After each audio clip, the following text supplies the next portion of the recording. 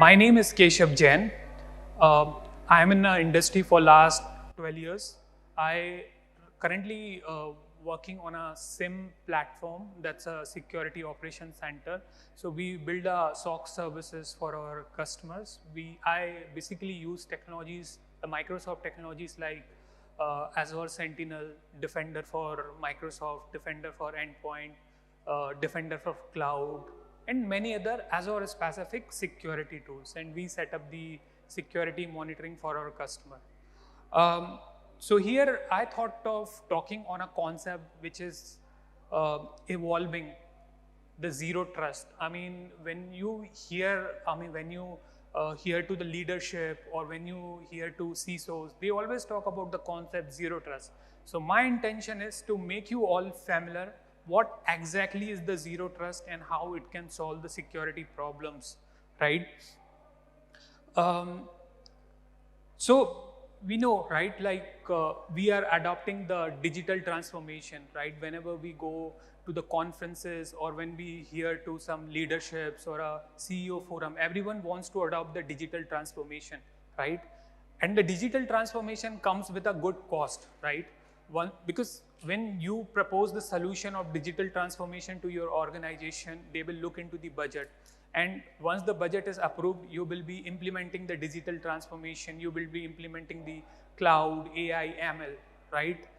And if a small cyber attack happens on the solution that you built in, right, it's going to cost you a lot. Apart from the money, it can bring down the reputation of the organization, right? Nowadays, any attack happens, next day you will see it in the LinkedIn or even in the newspaper that the customer data is not secure.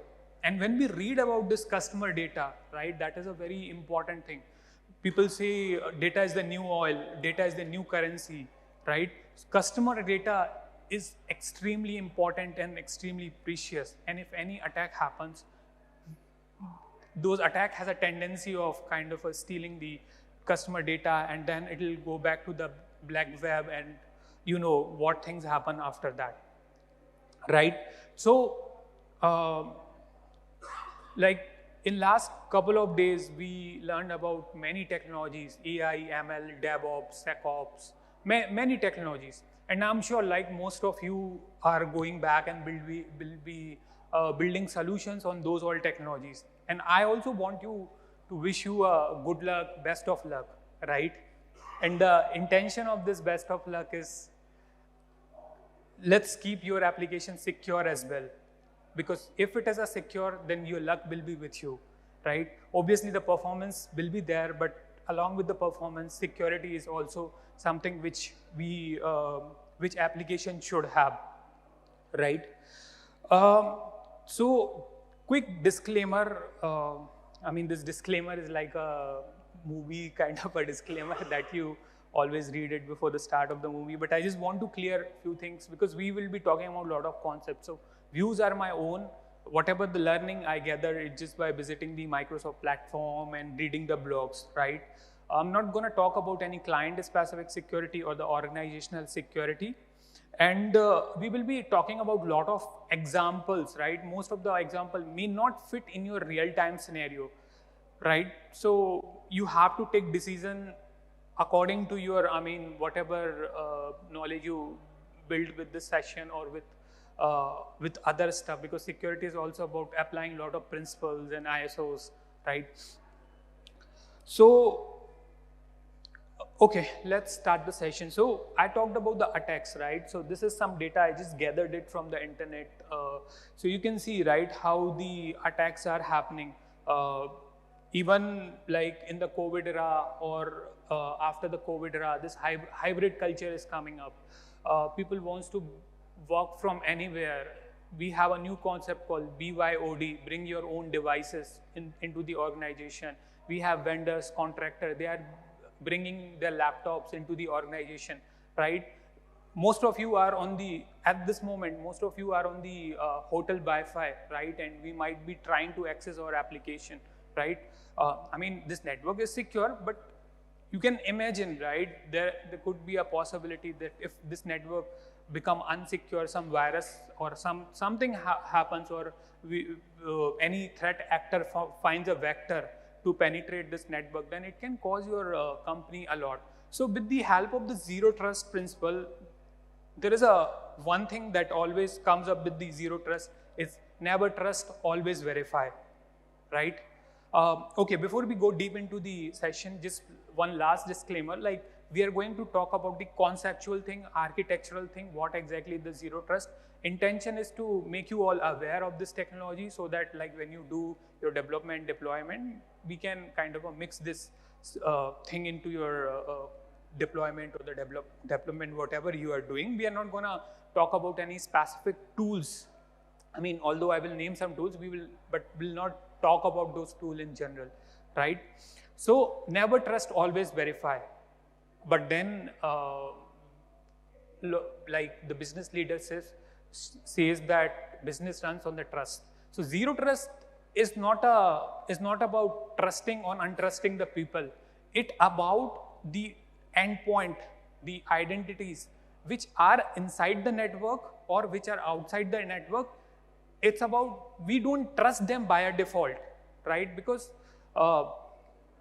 things can, I mean, I give you an example, right? We are working from this hotel, we are connected to the Wi-Fi. If we implement a default kind of a trust, so it could be something, you are inside the VPN, the perimeter-based security, you are in the perimeter, and then you have access to all the application.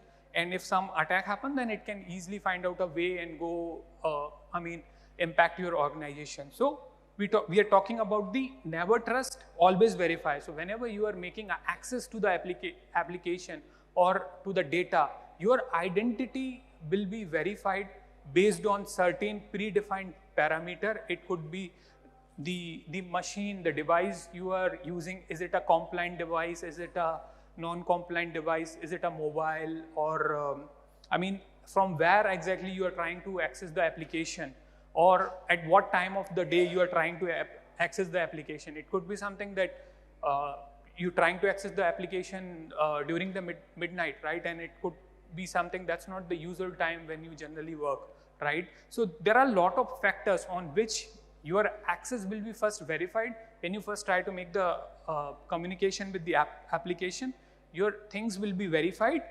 Once it is kind of a clear, we get a green signal, then the access will be granted.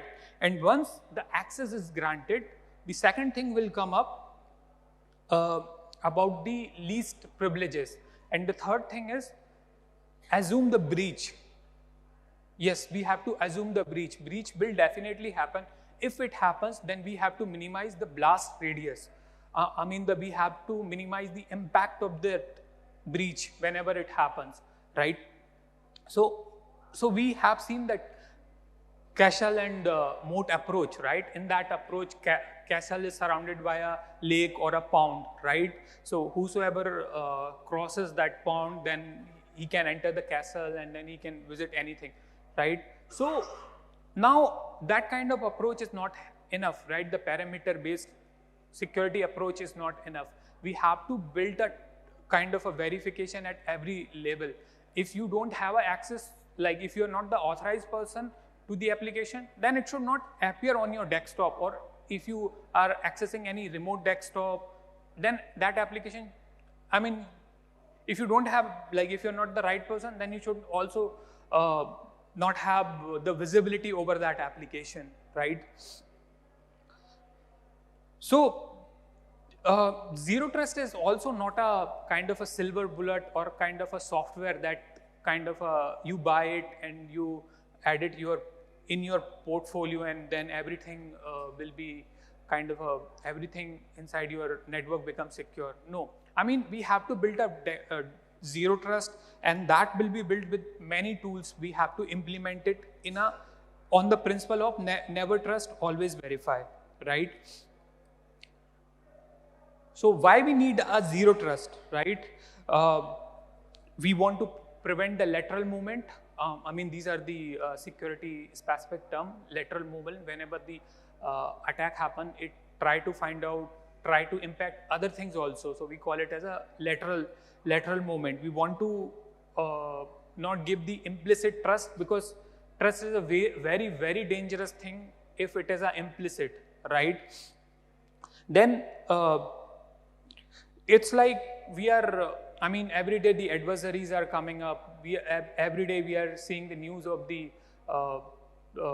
I mean, if any adversary comes and it impact, then it's going to kind of downgrade the reputation of the company, the customer trust, everything go for a toss, right? So, as I said, like this simply works on the principle called verify explicitly. Whenever you try to log in, I mean, what generally happen is like every time when a user or a device or an application try to make a new connection to the application, that connection attempt will be authenticated and will be authorized, right? Based on the data point. Data points can be the location, the kind of a device, the device health, or could be the anomalies, right? Which can impact the things. And the least principle is something like, if you, I mean, you just need a reader access, right? Then you should only have a reader access, you should not have the contributor access. Generally, like when we develop a code or when we kind of do a deployment, sometimes we ask for a bigger access, right? Even I do a deployment of some technologies, right? So sometimes I need a administrator kind of a right? So from the beginning only, like we assume, okay, let's ask for the administrator, right? At some point of time, we might have to do certain deployment, right? So these kind of a mindset should be avoided. Should we always go with the principle of least privilege? Because once if your account is hacked, then you should have a limited access, right? This way we can kind of minimize the attack. And how we can kind of work on the third thing is assume breach. So if breach happens, then what are the monitoring things we have implemented, right? We have a monitoring tools, what kind of use cases we have implemented. Because with the problem with the monitoring tool is like you can build lot many use cases, you can build lot of analytical rules, right? And that will generate the incident. But if you keep generating the incident for irrelevant thing also, then what will happen is people just create a folder in the mailbox and they will set up a rule and all the mails will go in that kind of a folder. Because when we get an alert, then it should be a meaningful attack. It should be the meaningful kind of alert, right?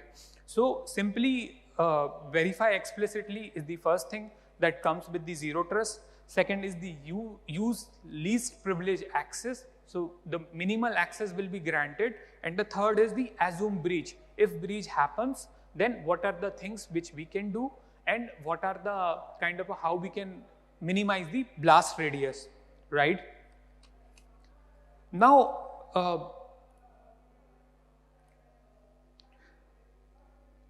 what are the approaches we can take while working on that zero trust, right? We have to treat every network as an unsecure, whether it's our own network or it's obviously the outside network are not secure, right? So we have to treat them and we have to implement the measures with which we can kind of protect the resources inside the network, right? And the access is simply given based on the like what is the role of the user, right? The HR should not have the access over the applications which are meant for the engineering team, and the engineering team should not have the access to the HR data, right? We should know how is our network is implemented, right? How the network is laid down, right? We have to implement the policies and we have to do a certain kind of monitoring as well as the detections, right? So these are certain kind of approaches generally we do.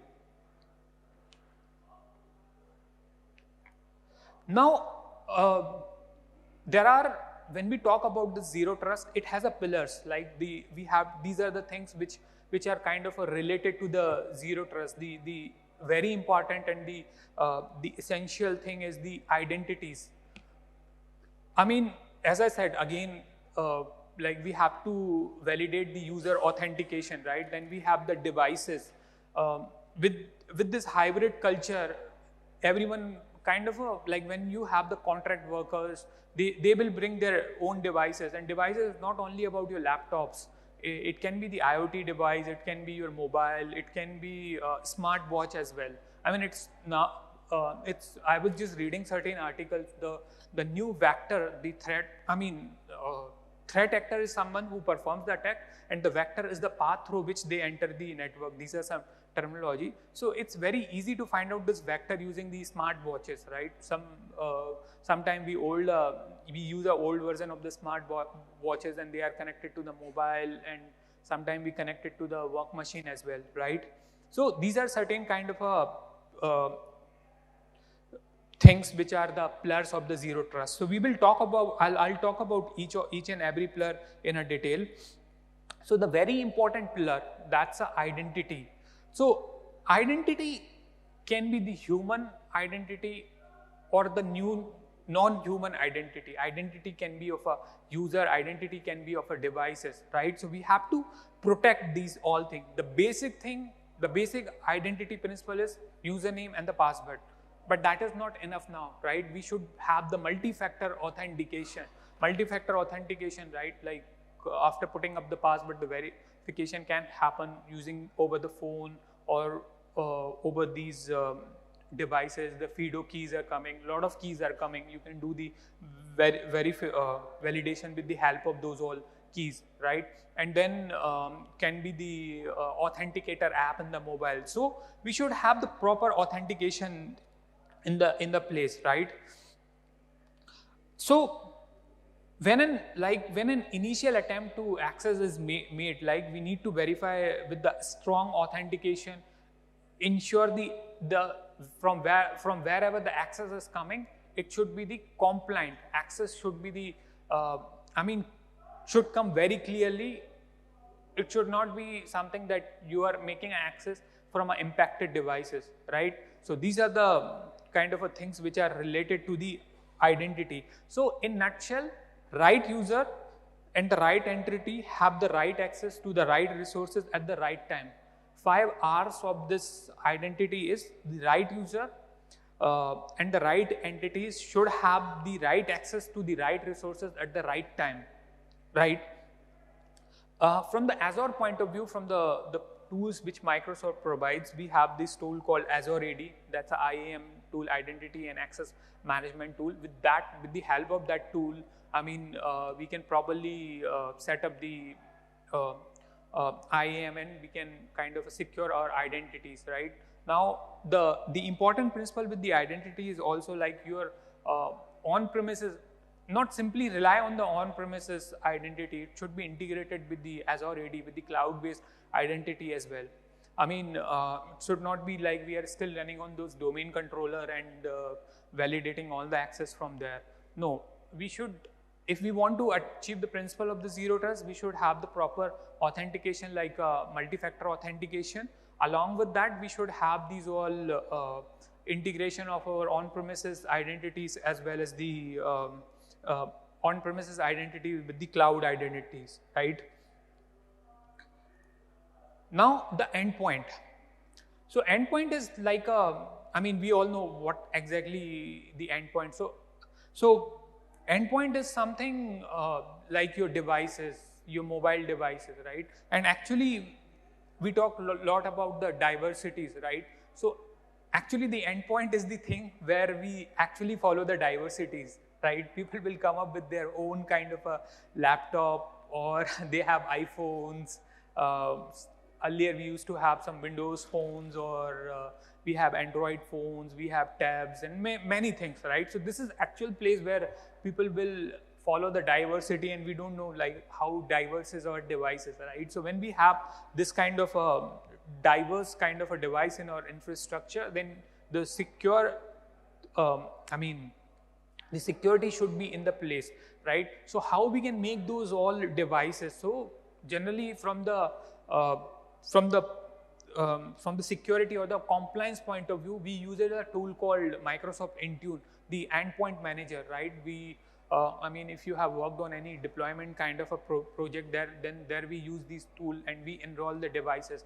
And once your device is enrolled, then it will try to find out what are what all are the things which are not compliant as per the Intune policies which we have deployed. So we try to first make these all devices compliant, right? And the product that can help us in doing this, there could be many products, right? But the product which can help us in implementing the security of the endpoints, we have the endpoint manager, we have the Intune, we have Microsoft Defender for the endpoint. That's I mean the best tool which we use it as a EDR tool, right? And obviously, like everyone should implement the BitLocker also. I mean, because in worst case, if something happens, if you lose your laptop, then the BitLocker is the something that can protect your data on the machine. So we talked about the identities, we talked about the endpoints, right? About the devices, because whatever the access will go into the system, that will be obviously it will go from the endpoint, right? It will go from the devices, right? Here we have something called the surface area, right? So the surface area is something, I mean the system within the organization which is very susceptible. We feel like if attack happens, then the threat actor will try to enter the organization from those all surface areas. So we call a concept called reduction of the surface area, like attack surface area reduction, right? So that's the principle we work upon in the endpoints, right? At some, like along with this compliant thing, we should also have a proper monitoring setup. So as I said, like I am part of the SIM team, so we deploy the Sentinel for checking the signals and the things which are coming. So we have different type of logs coming up from the Azure AD, and then we set up a correlation between those signals with the signals which we are getting it from the devices, right? And based on that, we do the identification of the alerts or incidents, right? So now we have the third important thing called application. The third pillar of the zero trust is the applications, right? So applications are kind of an interface. I mean the interface through which actually the data will be consumed, right? And when we talk about the applications, there is something called shadow IT. Anyone knows what is shadow IT? Okay, so in short, shadow IT is something, the applications which are not managed or governed by our organization.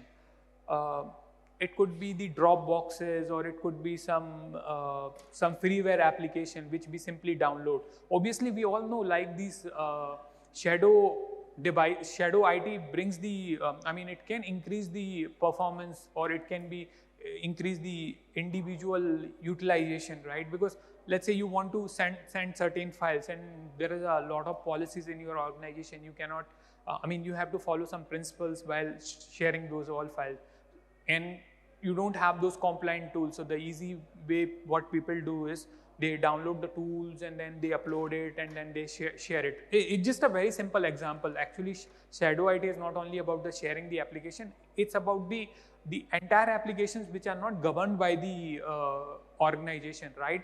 And shadow IT is, I mean, you cannot completely bring down the shadow IT. It will be there, but how we can reduce the impact of the shadow IT?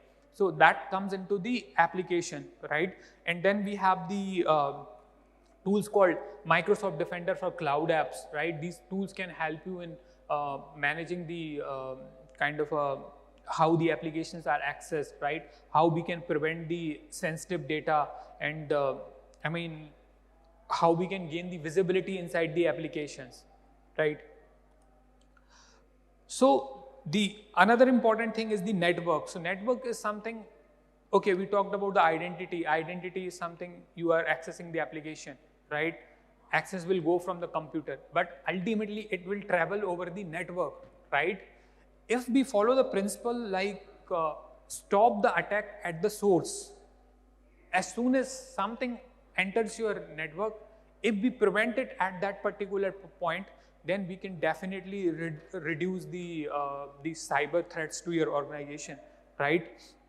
So here what we can do is like we have lot of tools. Networking is a platform on which we will have lot of Azure provides lot of tools, right? Azure networking, we have NSGs, application security groups, DDoS protections, VPN, express router, lot of things. Along with the safety, we also have to bring up the productivities also. It should not be that you keep implementing the secure thing and if somebody want to access application, that is increasing the latencies, right? So along with that, we have to kind of like network segmentation should be there. Network segmentation can help us in reducing the blast radius. If attack happens and if we have a proper network segmentation, then only that particular area of the network will be impacted, not the entire network, right?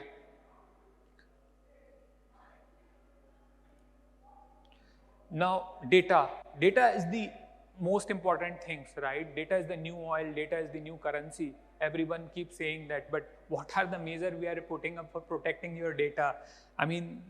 If somebody steals my currency or my oil, then obviously I will be in a big time trouble. So data is something which we have to protect, and data is at the core of the zero trust, right?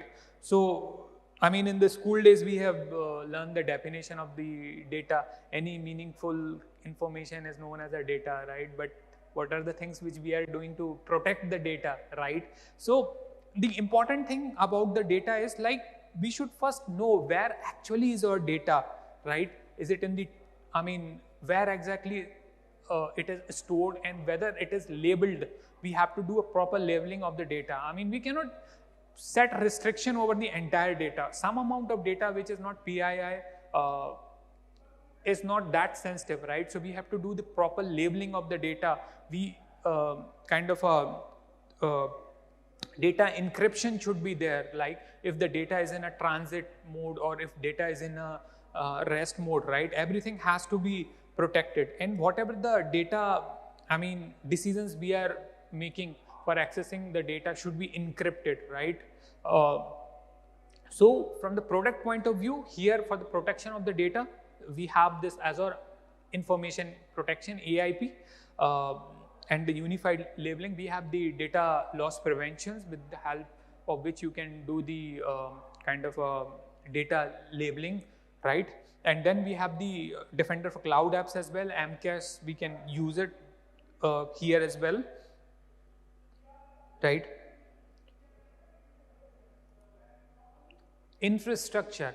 So when you read about the zero trust, somebody may not say the infrastructure is a part of the pillar of the zero trust. They consider that the identity, endpoints, data, network, and applications are part of the 5 core pillar of the zero trust. But infrastructure is also a very important thing, right? So we say like versioning, the proper versioning of the software. We cannot rely on the older version of the software, right? Like obviously the older version have their own vulnerability inside it. That's the reason we keep applying the security patches, right? So when we talk about the infrastructure, the proper configuration management should be there. We should have JIT, just in information or just enough access privileges principle used, right? And from every stage we will be collecting the telemetry, right? So telemetry should also be collected, right? And wherever we see any risky thing or we feel like this could be the path, then it should be taken care immediately, right?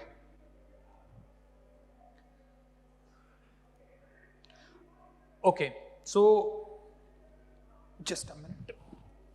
So I talked about the principle of the zero trust. Now, lot often, like when we talk about this principle of zero trust, when you do a Google search or a Bing search, you'll always see this concept comes in called SASE.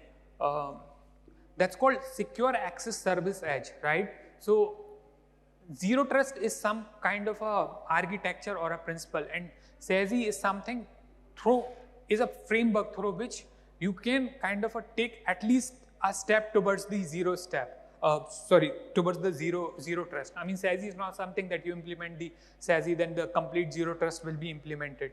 So I thought of talking about the SASE as well because it's somewhat related with the zero trust, right? So SASE is something, a combination of two type of services. One is the networking services. Second one is the security services. So in the SASE, what we do is we try to protect we try to implement the security concept at the edge of the network, right? So I mean, in the traditional VPN kind of a scenario, when you make a access towards the application, if you have a SaaS application in your infrastructure like a Workday or Office 365 or anything, ServiceNow, right? Your access will first go to the data center, the validation will happen there, and then the request will travel the network, right? So what we try to do is with the SASE, we implement the combination of the networking services and the security services. So in the SASE, it's actually a combination of a different type of tools. So in the SASE, it's like from the networking services, we implement the SD-WAN, and from the security services, we have the tools like the Zero Trust Network Access, ZTNA, we have the software web gateway, we have the CASB policies, right? So when you read about the SASE, like there are a lot of vendors available for the SASEs, right? Some will give you the 5 services, some may give you 10 services, some may give you even more number of services. So a lot of vendors are there like Zscaler, Netscope, lot of, I mean, more than 10-20 vendors are available, and everyone comes with their own definition of the SASE. So I'm just presenting what Gartner has defined as a SASE. It's a combination of the networking services and the security services, right? So in the SASE, as I said, like we will have these kind of tools. These are the minimum kind of tools which can be used to implement the SASE, like the SD-WAN. So you know, like it's a wide area, software-defined wide area network where that can help you in kind of gaining the faster connectivities, right? Then we have this firewall as a services. So as I said, like SASE is more about the cloud. So we cannot have the physical hardware. So here we use the firewall as a services. We have the ZTNA. So ZTNA is not something you implement the ZTNA and then you will gain the zero trust, right? It's just the one component that can help you in building the zero trust, right? So it's about ZTNA is a tool that actually manages your access towards the application, right? In a very nutshell, I mean a very layman kind of a language, with the help of ZTNA, what happens is like when you try to make access to the application, if you're not a authorized user to the application, then you may not be able to see that application. So that's a layman definition of the ZTNA, but once you read more about it, I mean you can gain a clear definition about it, right? Then we have the software web gateway, right, to make use of a lot of internet specific things, right? I mean, when we try to access the internet over the unsecure transport, then this SWG helps, right? Then we have the CASB policies. These are the cloud access security broker policies that kind of control the flow of the data, right? So these are the things I actually wanted to talk about it. As I said, the intention is not about talking about any product and the tool. Intention was to talk about the principle of the zero trust, so that like when we develop an application, we should implement, or when we plan the security of the of our entire organization, then we should implement the zero trust. And zero trust is not something like you start working on it and within a 1 month or a 1 week you can deploy. It's a continuous process, right? There are a lot of things involved, lot of phases involved in the zero trust, right? So I simply picked up the quotes from the CEO, from the Satya's quote, and the only intention is like it's this this concept is gaining the popularity. It's a buzzword, right? Within I can bet on this, like in coming 1 year, 60 to 70% of CEO, like when they speak, they will also talk about in the keynotes, they will talk about this concept, zero trust. So what, like Satya has mentioned in one of the conference, right? We spent many years in implementing the zero trust approach, and then we are trying to implement these in our product as well, right? So yeah, that's all I wanted to talk about, the principle of zero trust and how it can be achieved. So I hope like you guys enjoyed the session. Thanks everyone.